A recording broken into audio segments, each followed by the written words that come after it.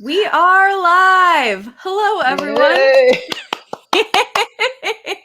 Welcome to The Show Must Go On line. Today's guest is Susan Damante. How are you doing today? I'm great. I had a lot of obstacles with sound here, but I think we got it handled, I hope. Can you hear me? Can you hear me? Can you see me? Papa, can you hear me? Yes. Singing already. We love it. But yes, we had some technical issues today. And you know what? This is truly what The Show Must Go On is for. We figure it out. Does it sound good? You can post in the comments here. Are you thinking, oh, you should do this, that, whatever? We love to hear from you. Absolutely. Let us know how it's going. Let us know for sure. So let's dive right in and start at the very beginning. A very good place to start. And let's hear your origin story. What got you into theater and acting and singing and all that jazz? Oh my gosh. Well, I guess back is my mom enrolled me in Art Linkletter's Totten Dance Studio. And they had this VW bus that they would come and they go beep, beep, beep, beep, beep, beep. And I actually have my tap shoes in my little memorabilia cabinet still. I learned tap, ballet, baton, tumbling, ballroom dance, modern dance. I'm just everything. It was a variety dance thing, which still sticks with me. I'm not a dancer per se, but I do have the ability to move. I can still do a cartwheel. I can pretty much, I could probably do a baton, little tiny thing. But anyway, that's how it started. And then my mom was a huge movie buff. When my dad would go to the motorcycle races on Monday nights, mom would take me to the movies. And it was just where I fell in love with being in a dark place and being able to, go into the excuse me, fantasy world of art and entertainment. And then I would say, as grade school went on, excuse me, I'm going to take some water. I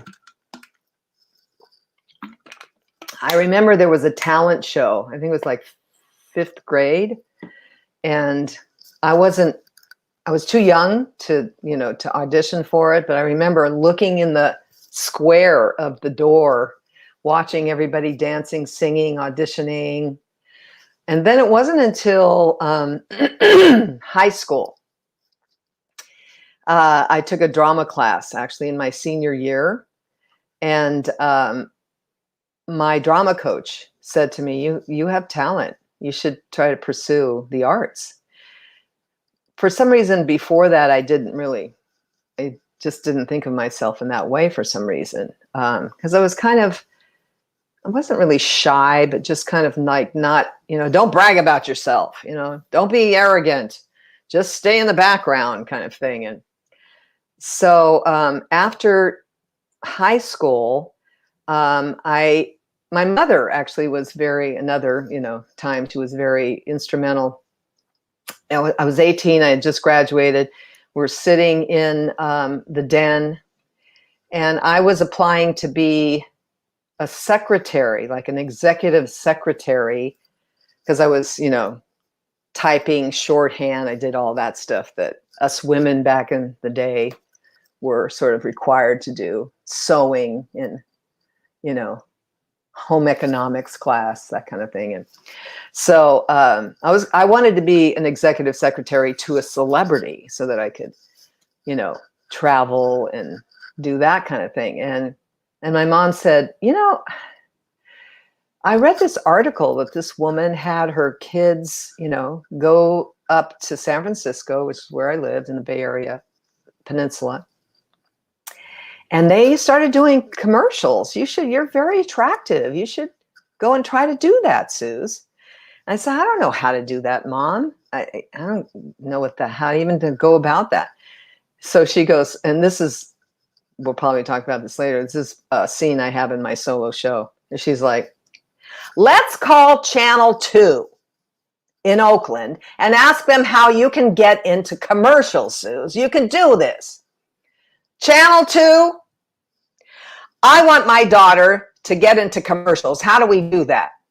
And they said, oh, ma'am, you have to have an agent. And there were 2 agents in San Francisco. So called the Ann Brebner agency.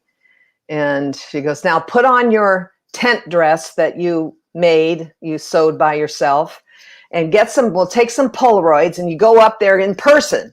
That's what I used to do when I get summer jobs at Clear Lake. I just go up there in person. They'd give me the job.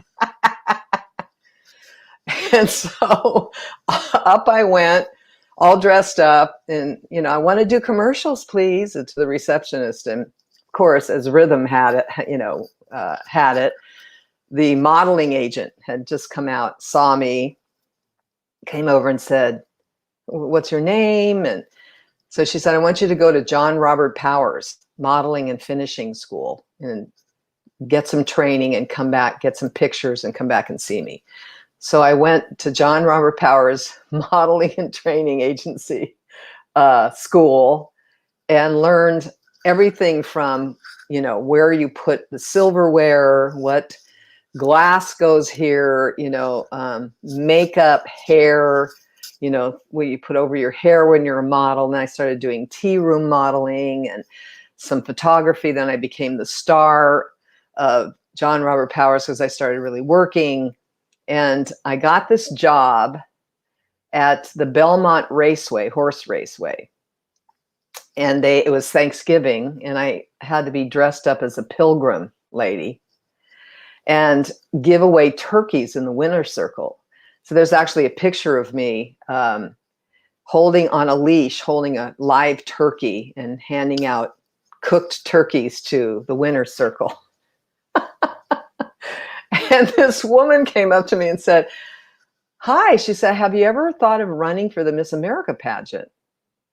And I said, oh, no, I don't have any talent. And she said, well, what do you do besides modeling? And I said, well, I took a drama class and I usually sing in the bathroom. I like singing. And she said, well, you should come to the T and, sign up. Look, check it out. So I went to the T, and what I did have was extreme competition spirit. Saw all the girls in there, and I was like, I could beat all these girls at this pageant game. And so, funny enough, seeing Kim's interview the other day, Funny Girl was being released in that summertime. And I went to the theater and I brought everybody I know, my relatives. I saw it 10 times. Fell in love with Barbra Streisand, fell in love with the story. And everybody would always say to me, how come you relate to that story? It's about an ugly girl, you're not ugly. And I said, no, it's what I call the curse of the attractive woman. You feel invisible. People look at you for the outside. They don't look at your heart. And I love that line that she says in there. I'm a bagel on a plate full of onion rolls. Nobody recognizes me. And just the heartache she went through and not being noticed and wanting to be loved and looked at. And so I started running for Miss San Mateo County, and I won Miss San Mateo County by singing, I'm the greatest star, I am by far. And I wrote a monologue. So it was my first foray into writing, which I am doing now. And I wrote a monologue, and I won the pageant and went to California and was the first runner-up to Miss California. And I got a scholarship. I think it was like $600 or something. And I used that scholarship to go to study at the American Conservatory Theater in San Francisco. And that's really when my training began and when I really fell in love with the art of acting and performing. Wow, what a phenomenal origin story. I love we're going like so many different ways, and just how, I think that's the power of art and musicals and movies and plays, is that you can see something like you're saying in Funny Girl, and other people can say, I don't see that. I don't get how you can feel that. And you're like, but I really felt this kinship with this spirit in this specific way. And I think that's so powerful. Absolutely. It was really, even now when I go to the movies, I'm with a friend or whatever, I always usually take their hand or put my hand on their knee, and as the lights go down, just that thrill of going into that realm of entertainment and excitement, and seeing and hearing and experiencing somebody else's story. Yeah, exactly. So we're talking about other people's stories, but as you mentioned, you're also a writer. So how did you pivot and turn into that aspect of yourself? Though we are all multi-hyphenates, so we can grab different parts of everything. Well, that didn't happen actually till 2016, when I started collaborating with Foley Mara Productions, Megan Foley and Chuck Mara. They started what do you want to call it, a collaboration, a program called The Project. She being a casting director for 30 years, mainly commercials. He being a trained Lee Strasberg actor from New York. And they partnered to be casting directors, and they were always frustrated when actors would come in with the wrong picture, old pictures, not prepared, don't know the sides. Oh, I got this 2 minutes ago. Not knowing how to talk about themselves, excusing themselves, not knowing what their, brand at the time, it wasn't that, and so they decided to take 12 artists for 6 months and say, you're the project. So it's you're the project, you're the season, you have a season. What do you want to accomplish in this season? And they start out with a thing called the IT Project. And it's like, if you have something to be grateful for, who is it that you want to thank? And they begin with you writing a thank you note to somebody. And everybody, of course, in the group thinks, I'm not a writer, I can't write, but Chuck is really great about pushing you into, being a writer, because we're storytellers. And so why can't we write a story? And so, for instance, my first thing that I wrote was a thank you note to my sisters who weren't speaking to me. And I wrote, in the beginning, I wrote a thank you for not, in a sense, thank you for being, I don't know. I'm going to take a quick microphone break and just cut in here for a second.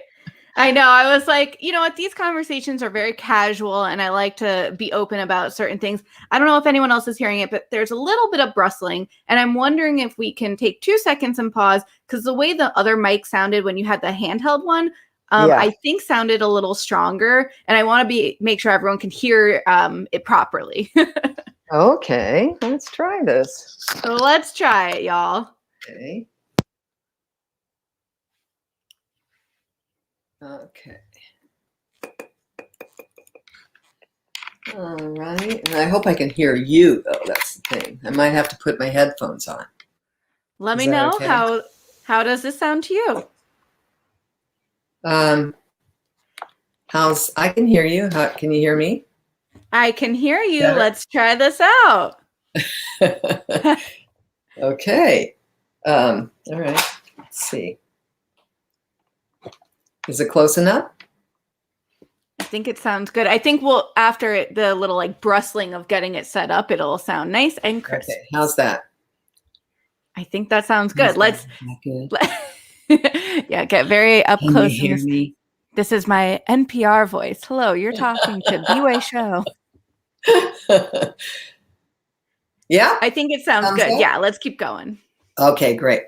So anyway, it was about, appreciating the adversity that they were kind of putting on me, and how I had to really grow and search inside about how to communicate with them and what I might have, not done wrong, but, how I might have affected them in some sort of way. And so then he said, well, how did you come to that? Because he said it's a hero story. So here you are, you've come out of that. So if it's a hero story, then how did you learn how to have that kind of perspective? Because most people would say, oh, your sisters don't talk to me. Well, yeah, if they're toxic, then just let them do whatever they're going to do. Why do you have to, just because they're family doesn't mean we have to talk to each other. We can kindly and wonderfully love people and not be with them. But I said, well, actually, I practice Nichiren Buddhism, and the teachings say that you don't accidentally have a family. Your family is something that came to you through the law of cause and effect. And they're there for you to understand and learn something and know something about yourself and your purpose in life. So rejecting them is not a great cause to make for them or for you. And he said, well, who taught you that? You must have a mentor or a teacher. I said, I have a mentor and a teacher. I have Nichiren Daishonin as my teacher, and my mentor is Daisaku Ikeda. And he said, well, that's who you're thanking. And so I rewrote the whole thing in terms of thanking my mentor for teaching me how to interact and have relationships with my family and those people that I might have adverse relationships with. So that kind of started. And then when we performed it at the Hollywood Fringe Festival, it was a huge success. And so now they have, when people join the program, they have to do an IT project first. And that kind of brings them into it. So now those of us who have been around since the beginning are now in a filmmakers group. And that's how I wrote and starred in and produced my short film, Repercussions, that's now in the film festivals and getting, good feedback. And so, I always thought I was a good writer, but I didn't have someone, we all need mentors. And I didn't have someone to really put me on a path and say, you're good at this, So that's where the writing came in. Wow, what a great story. And, going through the process of having your show in a film festival, what's kind of that process like? Is it difficult? Is it fun to go to all the different film festivals? What's that whole journey like?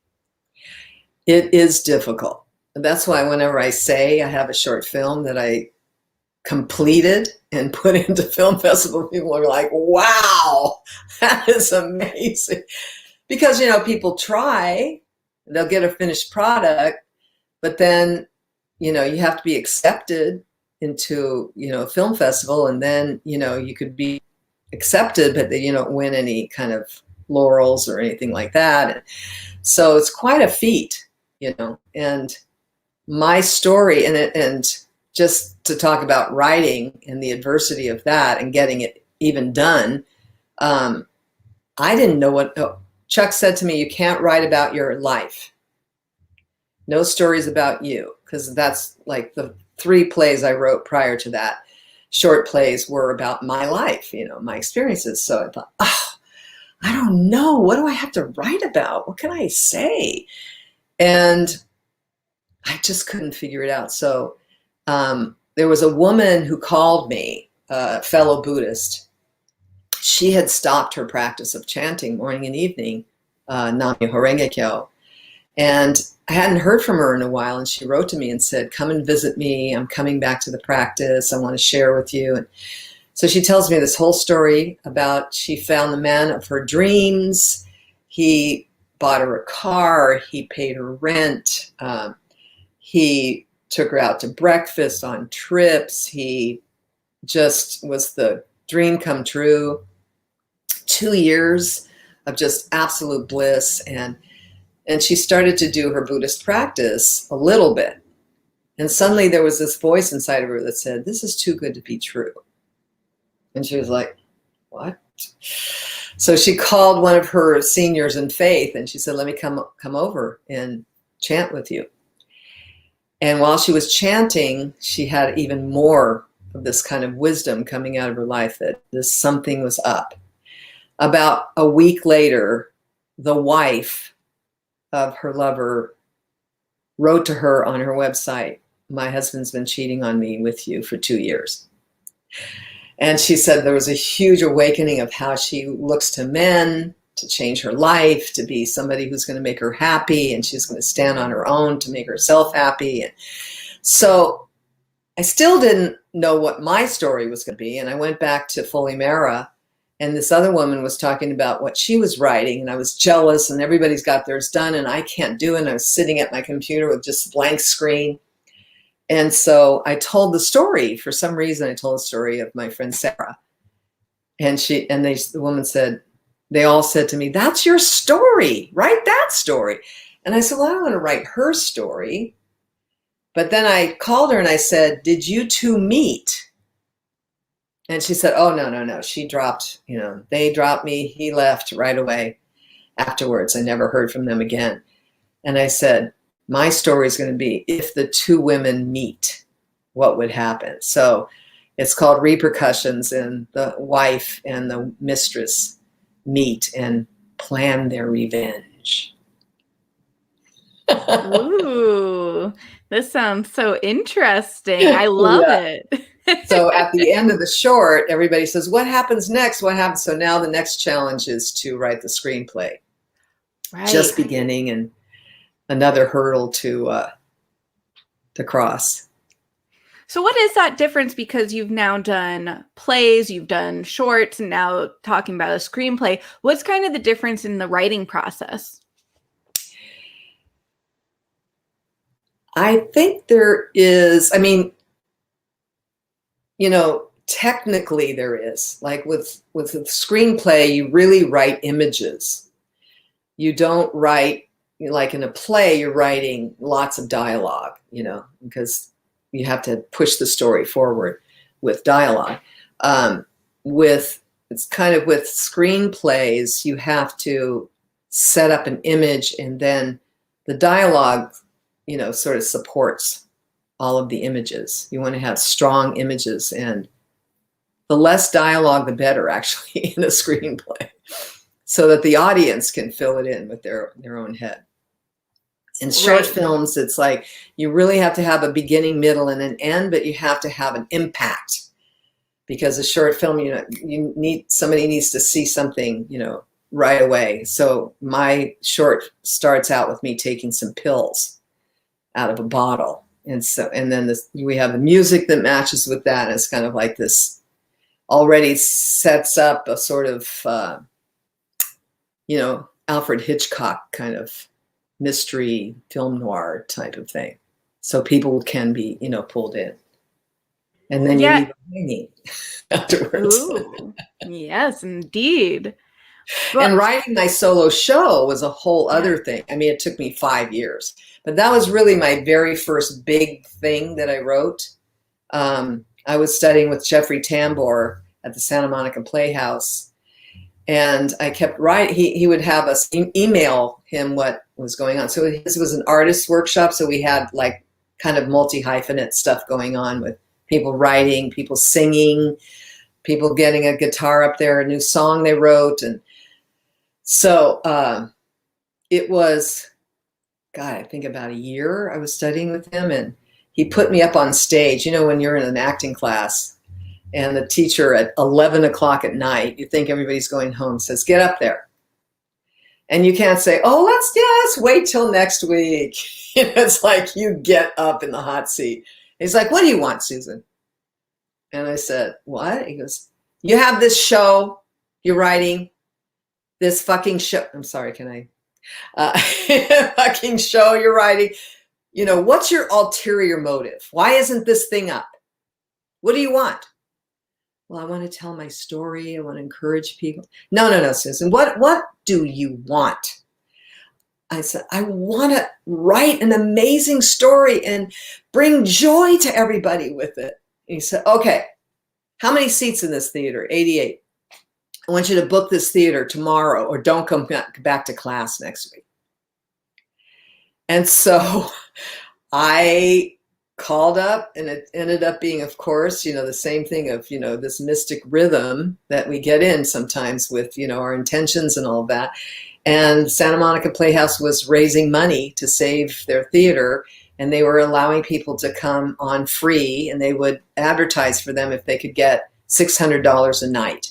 And I have a plethora of friends and community. And so I said, oh, easy, I can get people. So I had a 3-night thing, and I had to write it. I wrote the first thing, I wrote it, it's story and song. And so I wrote it and had covers of other people's songs on it.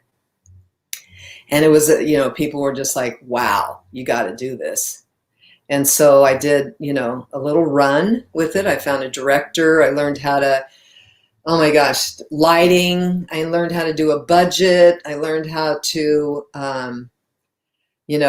work with scene people in scene study. I mean, scene design, lighting, all of that. And it's a great, great experience. But then I wanted to take it further. And so I entered it into the New York.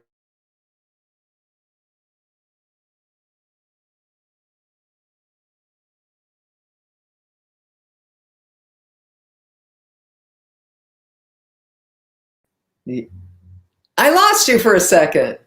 Yeah, sometimes the internet, it kind of paused there, but I think we're back. Yes. Anyway, I'm rambling on. Did you want me to continue? Or? No, I mean, I love when the guest just kind of takes a prompt and runs with it, because I think it's kind of like the improv yes and I'm loving this story. So yeah, finish that, and then I'll ask another question. Yeah, so I took it to the New York Fringe Festival, and then I was invited to the one-on-one festival on the Lower East Side at Teatro de la Tea, and I won #1 for that. I won the festival, so then I got to do a run there, and then I met Ron Mesa, and we met in Brooklyn where I was living, and he said, I want to write original songs for your show. So we collaborated for about a year, and he wrote I have 8 songs in the show. He wrote all but one. One is a rap song that my friend, also in Brooklyn, he wrote, Alfonso Terrell. And it's called, my show is about overcoming adversity, especially I'm 29 years Crohn's disease free. So I have a toilet on stage, and I say, here's where I sat for 18 years bleeding from my ass. Anybody bled from their ass? And people go, yeah, tell me what to do. And so it's story and song. It's right in your face. It's said with humor and all that. And so there's one particular scene that I wrote about finding clean bathrooms in the Los Angeles area. And a lot of people come up afterwards and say, I don't have Crohn's disease, but I know what you mean. How do you find a clean toilet in the city, right? And it used to be that it would be the women that were the worst. They would, you got to buy something. Where are your quarters? So I wrote this character called Mrs. Mack. Mrs. Mack owned the, at the Union 76 station, had the, the mini. And I was going through what I called rapid transit, where, you got to go and there's no stopping it. And I was going on an audition, and I was in a suit, and I went running in, please, can I use your bathroom? And she's like, where's your quarters? I need quarters. And I don't have any quarters. If you could just please, And unfortunately, I soiled my clothing and had to go home. But I wrote this song, and he wrote this song called You Can't Shit for Free. And I'll give you a little tidbit. My name is Mrs. Mack, and I'm not talking smack.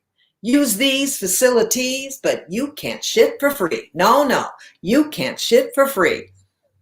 So that's one of the songs I sing in my show. So it's pretty much, deep, It starts out with my father's eulogy. My father was murdered. And I have a lot of adversity I've overcome, so I put it all into my show. And, you know, through the collaboration, I realized, you know, that my director said, you know, the songs come because you can't speak anymore, because you have to burst out in the song because your emotion is bringing you to that. And that really kind of, you know, intended me or got me on that path of where the songs go and what their impact is. And so that's my solo show. That was the first writing thing, but it took me 5 years because I kept saying, who's going to watch me talk about bleeding from my ass for 90 minutes? You know? So what I had to realize is that that's not what it's about. It's about how you can face every adversity in your life and you can overcome, you can be victorious. I just love how like straight to the point you are. You're like, if you're going to see my show, this will be spoken about. That's right. And, you know, talk about women and, you know, how, you know, women aren't supposed to talk about farting, let alone what's exiting your rear end, you know. Right. You can't talk about it at a cocktail party where everybody's sharing their open heart surgery or whatnot. Hi, I'm Susan. I just bled from my ass. How are you? Nice to meet you. Oh my goodness. And it's funny because you're talking about this with LA, but like historically, notoriously in New York, everyone's like, where's the best bathrooms? Like, you know, where can we go? Where can you go for free? And like in Europe, like that whole quarters thing is so true. If you have to go and you don't have a quarter, if you're not buying something, like they won't let you. No. And you're crazy. Just shit out of luck, as they say. I was hoping you might say that. So, and that's called Life, Death, and Entertainment. Is that right? Right. Life, Death, and Entertainment. And so, and you can actually see it's a 12-minute piece of that. And I recommend everyone watch that on your YouTube channel. It's a great way to kind of get that intro into what it's all about. Yes, it's a good little teaser. It's a 90-minute show. And the other thing was my vocal coach was the one who helped me. And it's kind of, I don't know, whoever's watching this, probably creatives, but you know, you never know where your guidance is going to come from, right? And I just went to do a vocal lesson with him, and I said, I'm thinking of writing this solo show, but I don't know how to do it. I think there's supposed to be music in it, but because music has fed my life, entertainment, movies, plays. And he said, when you come back next week for your next vocal lesson, write 8 titles of stories you absolutely have to tell. And I was like, I can do that. I can write 8 story titles, right? Because I knew in my head. So I wrote 8 story titles, brought it back to him. Then he said, now I want you to choose a song that, you know, informs that title, a song. And I was able to do that. There was like maybe 1 or 2 that he kind of helped me with, but those were the, you know, just the ones that I brought to the festivals, covers of people's song and paid. You know, most of them let me have them, but some of them had me pay a little bit. But in festivals, you're not getting anything, so they don't really care, you know, about that. But and then one of them was Ron Miller. His song called "If I Could," and I met him through his wife, and I was able to sing that in the song in the show. And then Pamela Oland is a very famous lyricist. Yeah, lyricist.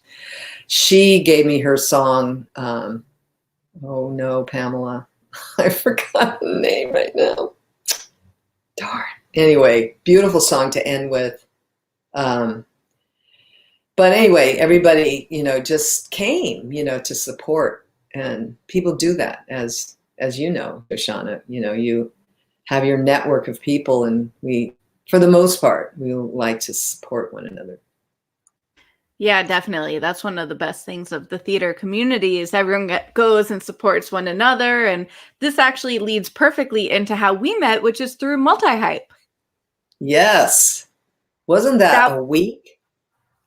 yes, we took it Monday, Wednesday, Friday with like homework in between. And what a fabulous experience. I'd love to hear how you heard about it and how you felt like the experience helped you grow. Yes. Thank you for asking. Well, at the beginning, I always make a big goal at the beginning of the year, and I had foot surgery for 2 years in a row, so I wasn't able to really work and just getting healed from that. But this year, I thought I'm really going to work in television, film, theater, and of course, last year everything shut down. So I did use my time wisely by writing and also going to casting workshops online and just connecting. And Foley Marrow Productions, we still did lots of stuff. We were doing radio plays now. We have those up on the internet, really fun voices that we get to do for those. And so at the beginning of the year, I run an Airbnb. I'm a super host, and I had a publicist staying with me, and we sat outside with masks, and she goes, well, how do you expect to, what's your plan to, get this work that you're talking about? And I said, well, I want to meet, kind of re-meet after coming back from New York and start, people forget you, and it's like starting over again.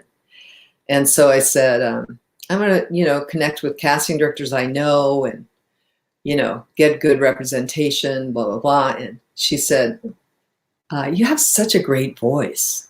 You should do a podcast. And like 2 other people had said that to me. And so that was like a bing, another guidance thing. And I talked to my friend Stevie, and she said, you gotta have a session with Ashley Kate Adams. And I was like, oh, okay. And Ashley just took me, when I collaborate, I really like glom on, and I do. I'm a doer once it happens, but sometimes I can't depend on my own mind and my own, energy. I just procrastinate bad. Anyway, started with Ashley Kate, and we started in and out about that and talking about, titles. I was going to title it the same as my solo show, Life, Death, and Entertainment. But one of the things I do in my Buddhist practice and outside of my Buddhist practice is encourage people who have chronic illness. And people call me all the time for that. And she said, well, what do you do with that? And we were just, just chilling and talking about trying to get, digging. And I said, well, I just get on the Zoom or in person with them when I can and say, tell me everything. And when you say, tell me everything to someone, you see their face change and you see their eyes sparkle. And it's like someone asked me to tell them everything. And I just listen for an hour, and then I share my experience the second hour. And she goes, I'm getting chills. That's, the title of your podcast, I think, should be Tell Me Everything with Susan Damante. And so that's how we got the title. And then she told me about multi-hype, and she said, I think you should take it, and it can bring you further. You can get more feedback on marketing from Kim, and the wisdom of Michael, and so that's what brought me to it. And I was able to change my resume that had been just old and cobwebs. I was able to do my one sheet for my and for my podcast, and probably should start recording maybe beginning of June, or get it out by fall is our goal. That's so exciting. And I met you. Yeah, I'm so happy we met. There's been such a great community, and I've had, either everyone or some, people are coming on from that group that we met on the series. And it's been really cool getting to, we met everyone there, but now diving deeper, and exactly what you're saying with Tell Me Everything. It's cool to hear people's stories and really just understand what they're going through. And then you can also share some of your own anecdotes and really say, like, I understand what you're going through in some way. Maybe it's not the same way, but like I have a herniated disc in my back. And so like my chronic back pain, like can be very debilitating. So I understand in some way what you're going through, not necessarily the same, but I think it, I talk with a friend about this a lot, just that having someone who understands even a little bit, just that understanding that like every day there's like a little bit of pain. And some people who don't have chronic pain at all don't understand that like your 7 is a different 7 than other people's who just like wake up every day feeling like their body can move right. And you're like, what is that? How is that even possible? Totally. Yeah, just feeling like cemented to your bed. Totally. Yes, And it having is. to try to see if you can make it through. But, you know, going through Crohn's disease is my badge of honor. It is, it's really why I'm the person I am today that anybody, even for an inkling, admires. Because through overcoming that adversity, and of course with my Buddhist practice, I mean, every time I almost died 5 times of bleeding internally from the effects of the way that Crohn's disease affected my body. And so each time I was almost die, I would, you know, go home and have a session of chanting, you know, in front of my altar and have huge, you know, realizations about my cause and effect relationship. But instead of somebody perpetrated this disease on me, or you know, what did I do wrong? And why do I have to bleed from my ass? And, you know, instead it was like, no, I got this disease. It's mine. And I'm in the driver's seat and I can get rid of this disease. I mean, that was kind of probably about 8 years into it. So for 10 years, it was like, I call it the University of Susan, where every day there was a lesson about how I hold grudge. I'm Italian, it's in my blood. And how I, you know, judge other people, no self-reflection, not understanding my surroundings, you know, being a bull in a china shop, just coming in and not thinking of other people's reactions. Being so self-consumed, I was fired on TV shows because I'd just be in such a lockdown of fear and not be able to express it. And then people would think I was a bad actress and, you know, tell me to hit the road. And just, I'd never, for so long, I didn't know, like, why are these people treating me this way? But, you know, Crohn's disease is like, oh, I'll give you some pain to think about, you know. So now even my colon, which is well and healthy, it is my mind. This is not my mind. My colon, my digestive system is like, oh, you don't hold that grudge. I'll give you some pain. Just, you know, no, don't go there. So it's really like this self-mastery that I've come to that makes me so calm and makes me so full of joy. And as soon as like adversity comes to try to, you know, stop me or drive a wedge, I'm like, no, get the hell out. And I'm going forward kind of thing. So I've mastered this kind of, you know, thing of being able to stay in a condition of life where I can move forward pretty soon after shit hits the fan. And that's when Crohn's disease it helped me to train myself. Yeah. I mean, it just sounds like you really have an understanding of your body, and that when your body is telling you maybe something's not right, then you have to change things or else it'll make you. Absolutely. Absolutely. And the last time I almost died, it was closing. This was 29 years ago. Wow. And my family was chanting on the phone. I was chanting inside. I couldn't really chant out loud because I was, you know, trying to save my life. My body was. And closing, closing, closing. And then everyone I love, everybody that loves me in my mind's eye was shouting, you can't die. Your life is for the sake of serving others. You can't die. Your life is for the sake of serving others. And then it opened. And that was the last time I had a bleeding episode from Crohn's disease. So it's very deep and very mystical, you know, what humans go through. Wow.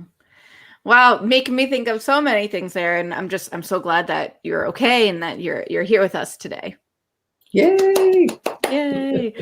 So we are going to pivot here for just a moment because we are running out of time, and I wrote down some things that I want to make sure we get to. And you know, something on your resume that I just thought was so cool. And you touched on it when we were chatting in multi-hype, but that you were in the candidate with Robert Redford. I was. Actually, when I was at ACT, American Conservatory Theater, I did background, extra work. You used to call it extras, in San Francisco Bay Area to make extra money. And I actually went and auditioned for the role, had hair down to my butt, part in the center, Gloria Steinem glasses, dress on, makeup on, and I didn't get the part. And then I went to the Paramount Theater in Oakland for a session of a crowd for the candidate. You know, it was like a rally. And I had my glasses on and my hair and jeans and a, you know, sweater, and had my feet over the, you know, just reading a play and feet over the chair in front of me. And Michael Ritchie, the director, came up and said, "What's your name?" And I said, "Susan Damante." He said, "Yeah, I'd like to consider you for a role in this movie," which ended up being the role I didn't get. It's interesting, right? And he says, "I want you to meet Redford when he comes in, and Michael and Peter Boyle." And so we all met, and Redford sat me down and said, "This is a, you know, political groupie.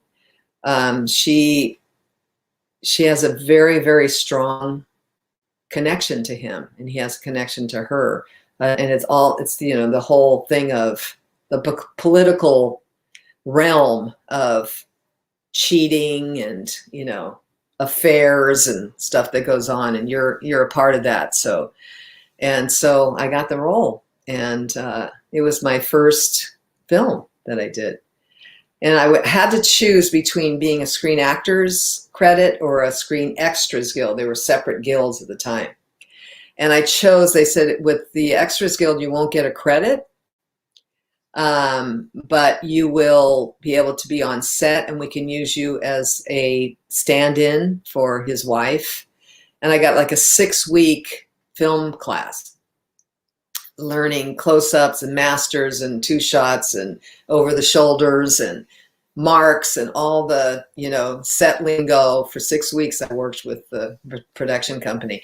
In the end, you know, my agents in the future were like, "Why didn't you get a credit for that?" But still, you know, it's in my bio. Everybody knows that my first film was, you know, and all my family got to meet Redford, so that was a great thing. My mother and my aunt were out over the moon to meet him. I could only imagine. That's pretty cool. I mean, what a first film. I really was able to meet, you know, I worked with Vincent Price. I worked with Barbara. I mean, I worked with so many. I've had such a great, you know, career of working with great actors and people, and been fortunate. Yeah, very cool. And now it's a and new era for Susan.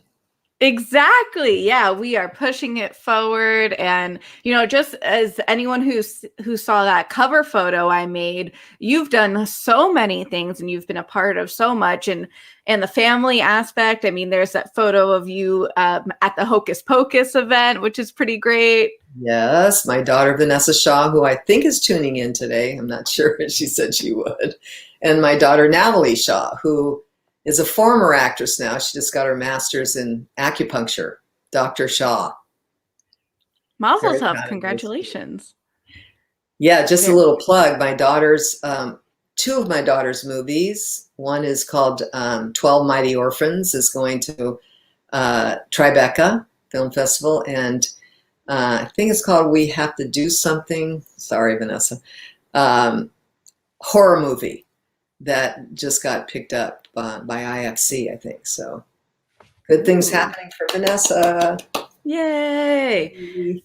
Yeah, just a quick note. I mean, I watch Hocus Pocus every year around Halloween, so that's pretty cool. All right. Who knew that was going to be? She's so proud of that movie. I mean, so many people get joy from that. Yeah. What was that like being an actor yourself and seeing that happen with your child? Well, you know, I was her manager. I left acting pretty much to be her manager for about 10 years till she did Eyes Wide Shut with Stanley Kubrick and she went off on her own. But yeah, I taught her everything she knows. I love it. And that was a goal. You know, we met in the beginning, she and I met, and I said, you know, if you want to do this, you might miss your prom, your graduation, you know, you got to dedicate yourself to this. You're not going to do after school sports. You might not be able to do sleepovers, whatever. And, you know, she had to mull it over and she decided, and she's, you know, continued to, you know, forge her career. It's very exciting and I'm proud of her. That's just wonderful. Yeah, I'm sure it was really helpful having someone who's been in the industry and can say, like, these are the realities of it and there will be pros, but these are also some of the cons, and it's important before we dive in to really go over everything. Totally. I mean, I brought her into one, she really wanted a role, and I said, okay, then the producer she was still a minor. She was, I think, a junior. She had all these AP courses she had to do and all of that. And he was just not having it. He's like, oh, I'll give you I'll give you a tutor on the set that they were filming in Las Vegas or something. Excuse me.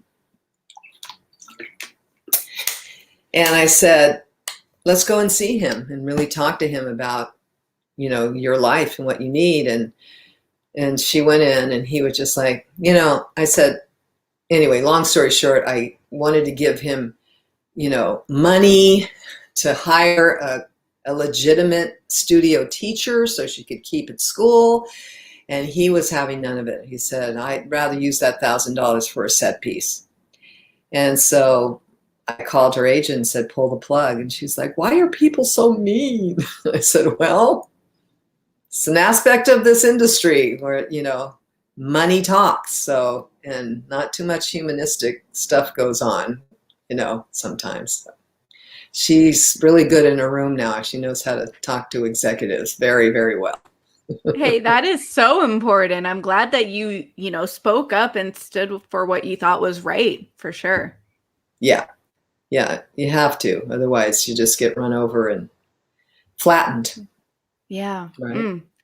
Totally. So now is the time of the interview where we chat about a nonprofit or charity you'd like to shout out.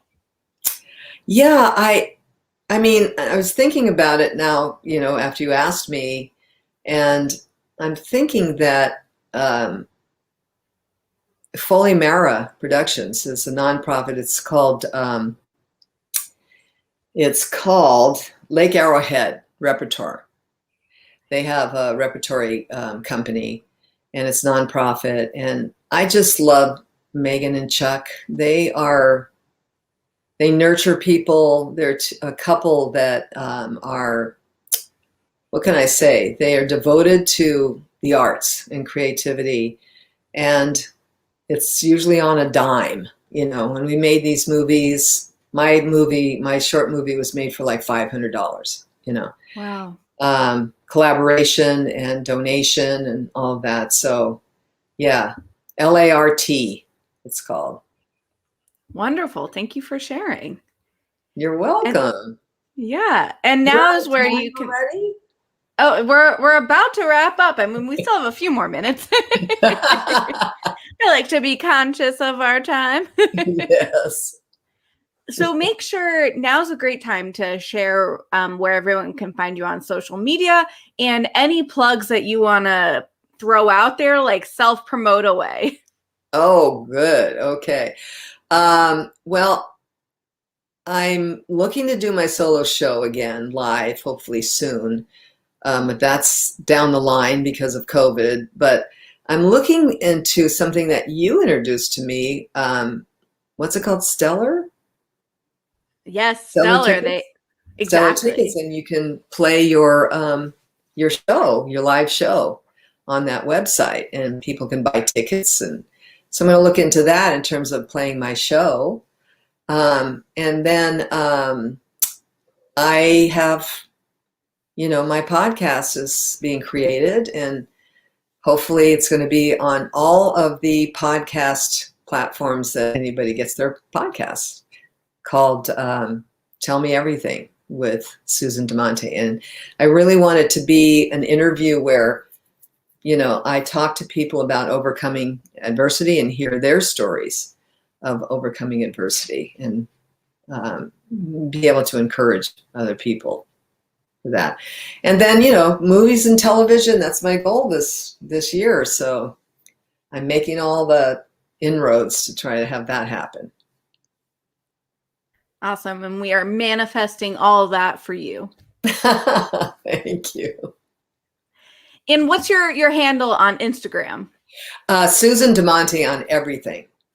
Perfect. Excellent. Yeah, all lowercase, Susan Damante on Facebook, on Instagram, on LinkedIn,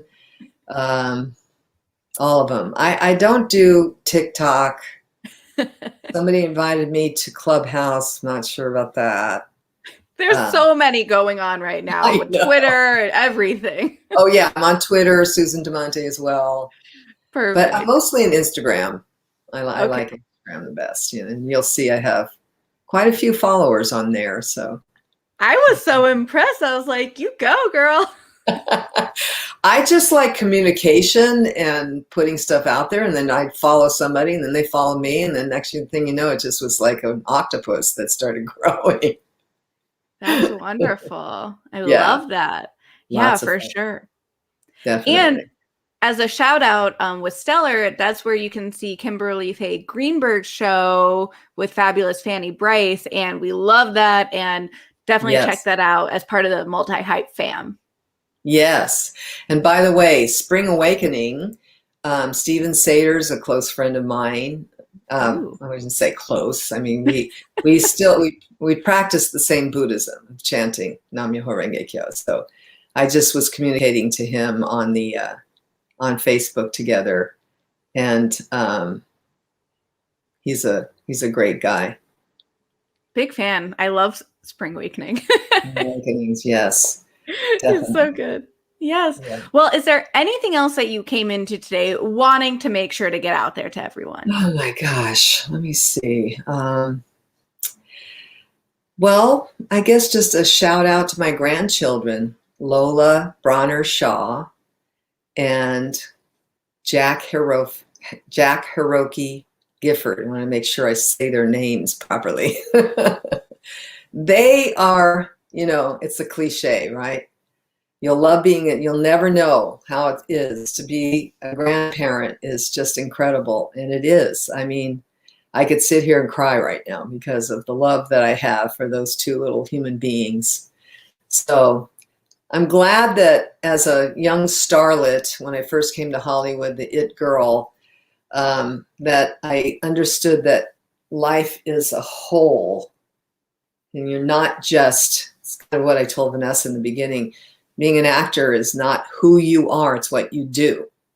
You're a family member, a student, a person, human being.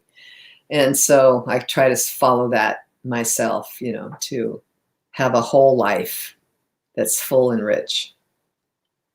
I don't know. That's all I can think of.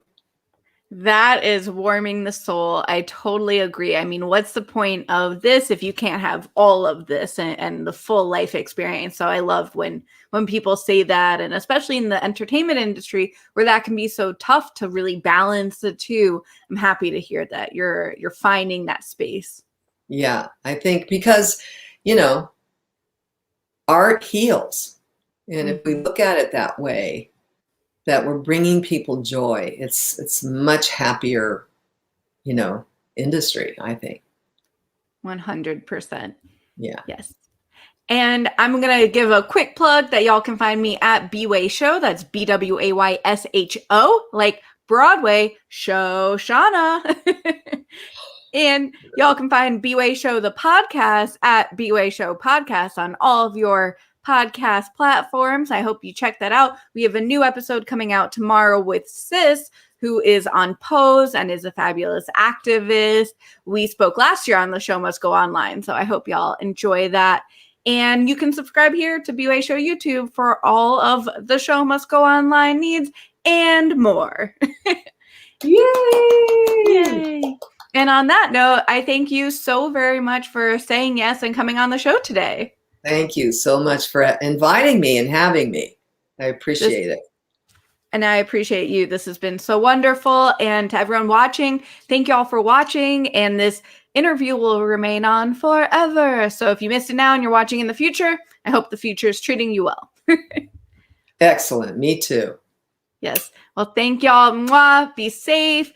Everyone, things are starting to open back up. So please wear your masks when it's your turn, get a vaccine, and just be safe to yourself, to one another. And we'll see you at the show. Bye, y'all. Absolutely. Bye.